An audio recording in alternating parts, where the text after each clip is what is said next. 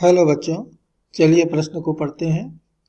एक गेंद एक दीवार पर अभिलंब से θ1 कोण बनाते हुए किसी वेग से टकराती है और इससे θ2 कोण बनाते हुए वापस लौटती है। यदि टक्कर पूर्ण प्रत्यास्थ हो तो नीचे हमें कुछ विकल्प दिए जा रहे हैं। बतलाना है कि इनमें से कौन या कौन कौन से विकल्प सही होंगे। तो इस प्रश्न के लिए जो मूल अवधारणा है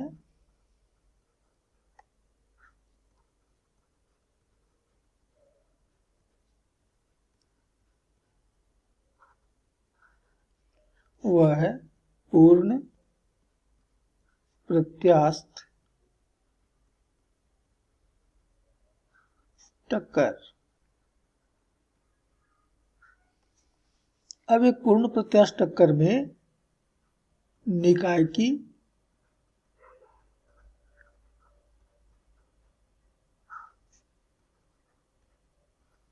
गतिज ऊर्जा संरक्षित रहती है।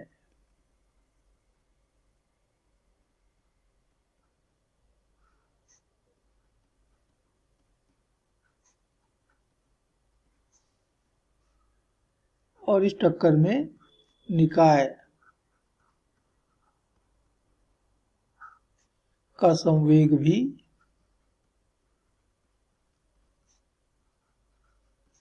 संरक्षित रहता है।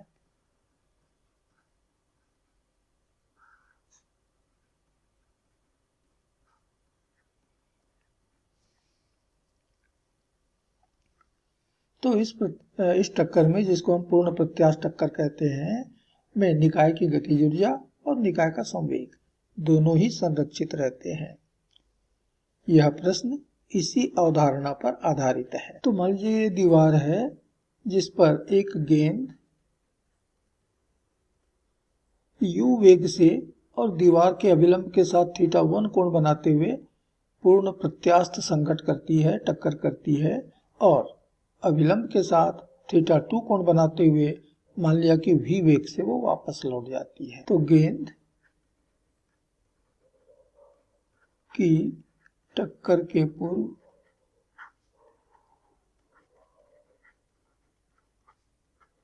चाल ये बराबर u है और टक्कर के बाद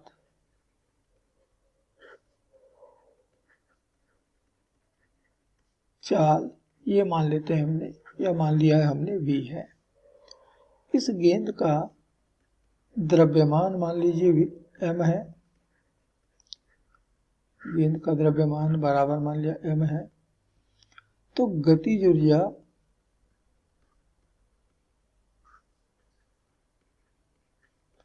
के संरक्षण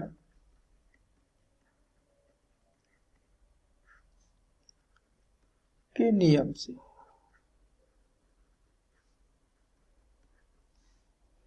प्रारंभिक गतिज ऊर्जा हो गया ½m u² बराबर अंतिम गतिज ऊर्जा हो गया ½m v का वर्ग। तो m और 1/2 ये दोनों तो कट गए, u वर्ग बराबर v वर्ग अर्थात u बराबर v है।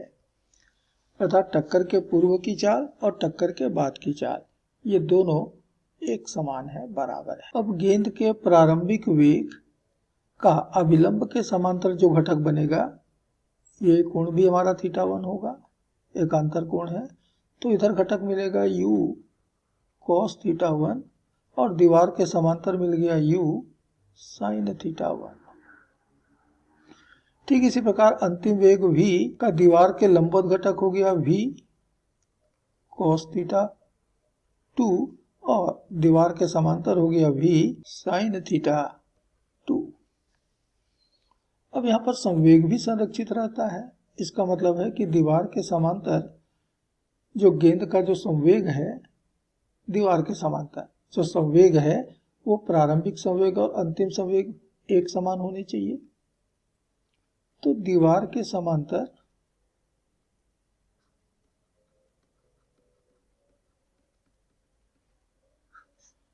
गेंद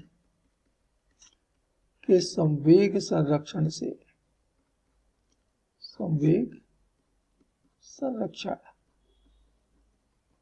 से हमें मिल रहा है m u sin थीटा 1 प्रारंभिक संवेग बराबर मिलेगा m v sin थीटा 2। अब देखिए m तो दोनों पक्षों से कट गए और u और v भी हमारे लिए एक समान है। ये हमने भी प्रूव किया है, सिद्ध किया है कि u और v एक समान है, तो u और v भी आपस में कट गए। इसका मतलब हुआ कि sin थीटा 1 ये बराबर होगा sin थीटा 2 के, और इसलिए थीटा 1 ये बराबर होगा थीटा 2 के। अर्थात अभिलंब के साथ गेंद के द्वारा बनाया गया प्रारंभिक कोण और अंतिम कोण आपस में बराबर होंगे। तो चलिए देखिए कौन कौन सा विकल्प हमारा सही हो रहा है। तो प्रश्न का पहला विकल्प है थीटा 1 बराबर थीटा 2 होना चाहिए, ये तो बिल्कुल सही हुआ, ये हमने भी सिद्ध किया। प्रारंभिक संवेग बराबर अंतिम संवेग, तो चलिए टक्कर पे आते हैं हम। तो देखिए कि दीवार के समांतर तो गेंद का प्रारंभिक संवेग और अंतिम संवेग एक समान होगा, ये संवेग इस दिशा में और ये संवेग इस दिशा में ये बराबर होंगे।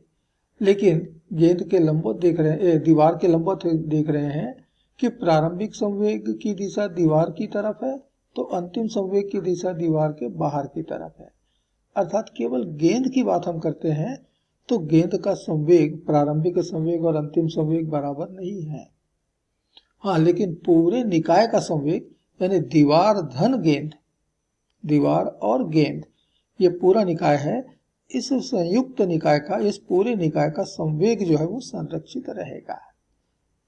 यानी गेंद के संवेग में जितना परिवर्तन अभिलंब की दिशा में आता है, दीवार के संवेग में भी उतना ही परिवर्तन अभिलंब की दिशा में आता है, और इसलिए पूरे निकाय का संवेग संरक्षित रहेगा, लेकिन गेंद, केवल अकेले गेंद का संवेग संरक्षित नहीं रहेगा। तो यहाँ हमें गेंद के संवेग के बारे में बतलाना है, तो प्रारंभिक संवेग अंतिम संवेग बराबर नहीं होंगे, तो ये विकल्प हमारा गलत। लेकिन गेंद की प्रारंभिक गतिज ऊर्जा और अंतिम गतिज ऊर्जा ये तो बराबर है, अर्थात ये विकल्प हमारा सही होगा। और प्रारंभिक वेग बराबर अंतिम वेग ये भी गलत हुआ, क्योंकि प्रारंभ में गेंद का जो वेग है वो दीवार की तरफ है और अंत में गेंद का जो वेग है वो दीवार के दूर वाली दिशा में चला गया। यदि वेग की दिशा ही बदल गई तो हम मानते हैं कि हमारे सदिश में परिवर्तन आ गया। अर्थात प्रारंभिक वेग अंतिम वेग बराबर नहीं होंगे। हाँ, प्रारंभिक चाल और अंतिम चाल ये आपस में बराबर होंगे, वेग बराबर नहीं होंगे, क्योंकि दिशा में परिवर्तन आ रहा है, इसलिए ये विकल्प भी हमारा सही नहीं होगा। और इसलिए इस प्रश्न के दो विकल्प सही हैं, विकल्प ए और विकल्प सी, और ये इस प्रश्न के अंतिम उत्तर है। आशा करते हैं आपको समझ आया होगा। धन्यवाद।